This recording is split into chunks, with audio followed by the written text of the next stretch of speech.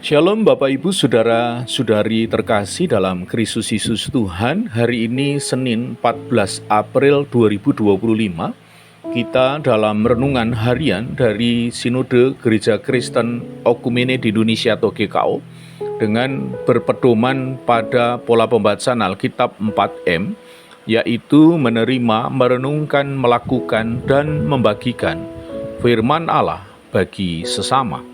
Marilah bersama kita berdoa.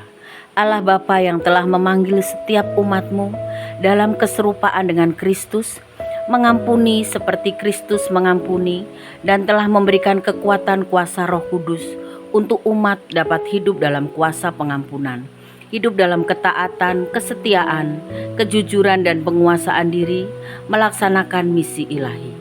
Kami bersama membuka hati untuk kebenaran firman-Mu, memandu jalan hidup kami selanjutnya. Untuk itu, kami bersama-sama memohon pimpinan Roh Kudus yang memampukan kami hidup mengampuni seperti Tuhan Yesus mengampuni. Dalam nama Tuhan Yesus kami berdoa dan menerimanya. Amin. Bapak Ibu Saudara-saudari terkasih, saya Pendeta Yoga Wiono bersama istri Ibu Yuni yang secara bergantian mengajak setiap kita untuk mengalami kuasa firman Tuhan dari kitab Lukas pasal 23 ayat 1-7 dengan judul Tuduhan terhadap Yesus di hadapan Pilatus. Lukas pasal 23 ayat 1-7. Seluruh sidang itu bangkit dan membawa Yesus menghadap Pilatus. Mereka mulai menuduhkan dia, katanya, "Kami mendapati bahwa orang ini menyesatkan bangsa kami dan melarang membayar pajak kepada Kaisar. Dan tentang dirinya, ia mengatakan bahwa dialah Mesias Raja." Pilatus bertanya kepadanya, "Engkaukah Raja orang Yahudi?" Jawab Yesus, "Engkau sendiri mengatakannya." Kata Pilatus kepada imam-imam kepala dan seluruh orang banyak itu, "Aku tidak mendapati kesalahan apapun pada orang ini."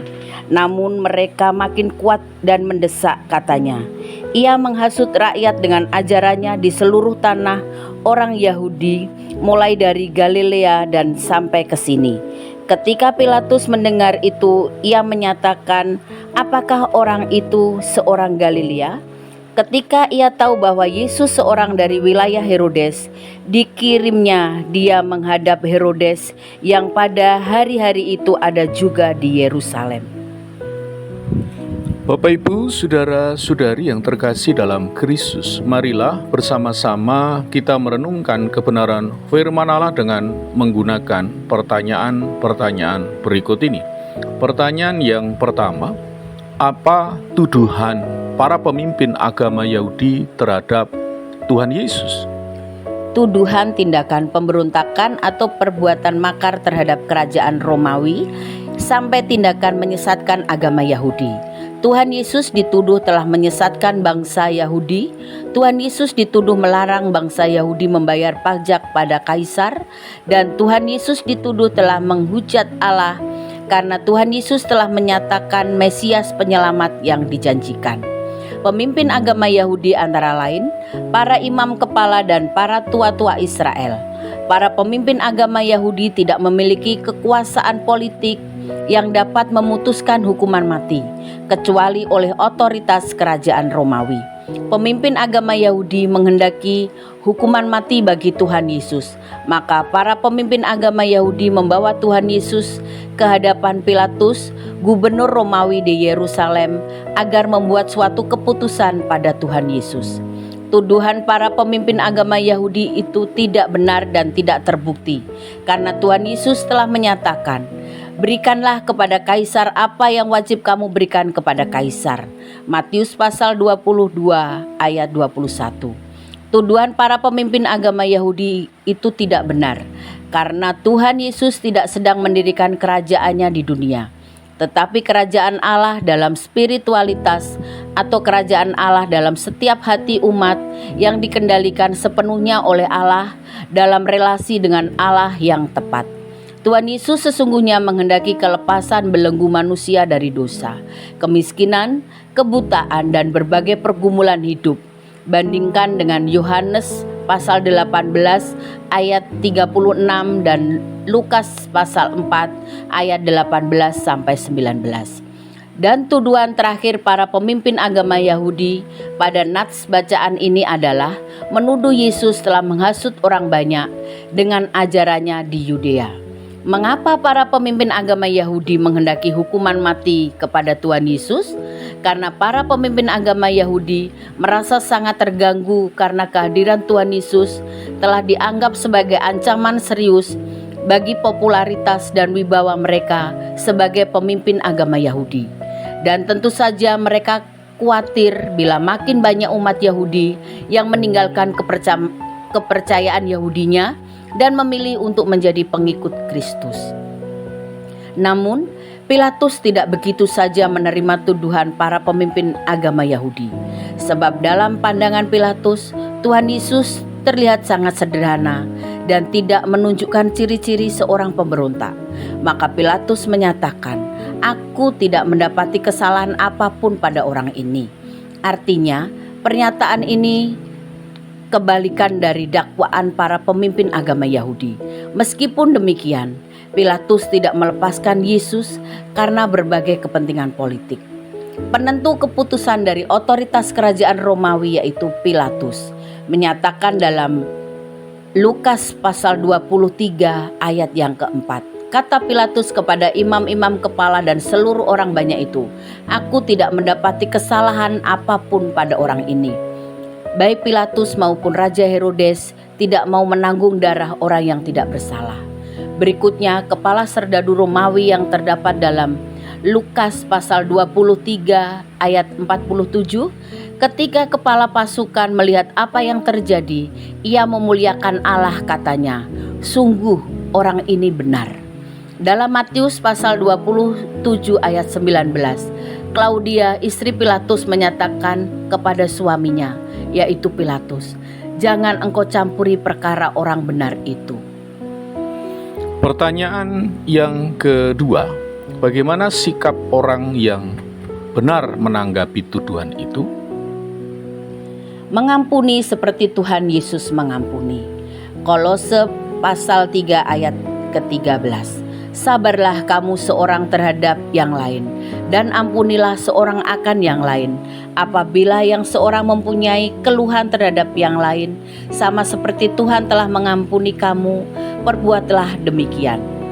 Umat dapat mengampuni orang yang memfitnahnya jika telah menerima dan mengalami pengampunan Tuhan, yaitu sungguh-sungguh telah mengalami pembebasan dari beban kepahitan, beban sakit hati, beban kemarahan. Untuk dapat mengampuni orang yang memfitnahnya, jika memiliki kecenderungan baru hidup oleh Roh Kudus di dalam hati, untuk hidup penuh kasih, pengampunan, kelemah lembutan, dan penguasaan diri. Pengampunan orang percaya bukan berdasarkan layak atau tidak layak seseorang diampuni, tetapi berdasarkan kebesaran kasih Kristus dalam diri kita. Jika di antara kita sulit mengampuni, maka cek kembali relasi kita dengan Allah. Karena pasti ada yang tidak beres dalam diri kita jika tidak dapat mengampuni sesama. Pengampunan adalah pengorbanan diri dengan mengabaikan penderitaan diri, kemarahan, dan sakit hati.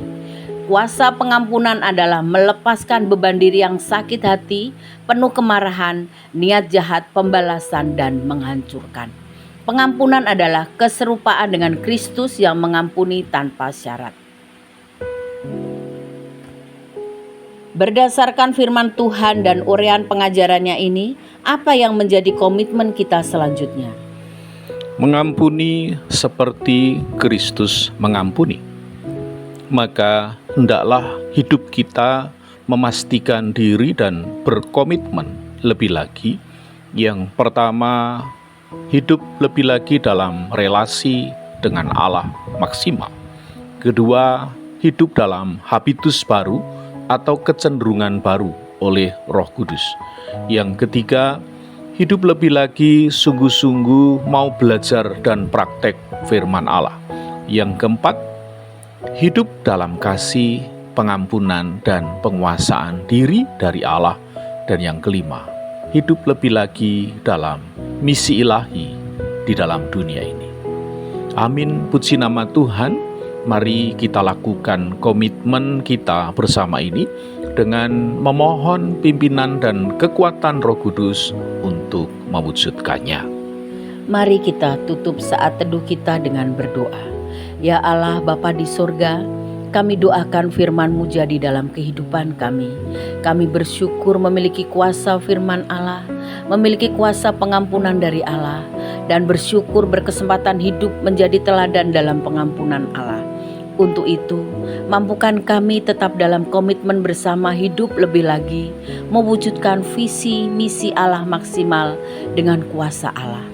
Kiranya renungan hari ini mengubahkan cara hidup kami, agar kami lebih lagi dapat mengampuni seperti Kristus mengampuni, serta kami dapat lebih lagi mengalirkan hakikat Allah bagi sesama dan alam semesta. Dalam nama Kristus Yesus Tuhan, kami berdoa dan menerimanya. Amin.